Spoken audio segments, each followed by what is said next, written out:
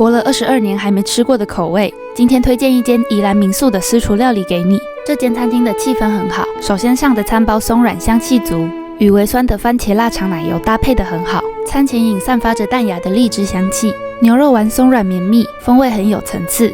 这道吃起来很特别，咸甜脆脆的，是没有尝试过的味道。沙拉吃起来偏甜，南瓜浓汤与白豆蔻泡沫、昆布小米做搭配，还吃得到炸培根脆脆的口感，非常特别。最期待的威灵顿牛排，吃起来偏湿软，不到很惊艳，但还是好吃。另外一份主餐是春鸡搭配炖饭，鸡肉很嫩，但是很小只。最后是甜点与饮品，好香哦！还有乳酪蛋糕搭配冰淇淋。这次吃下来觉得餐点有特色，整体还算满意。位在宜兰的日光私厨推荐给你们，这里是 Our Food， 欢迎按赞、追踪、分享。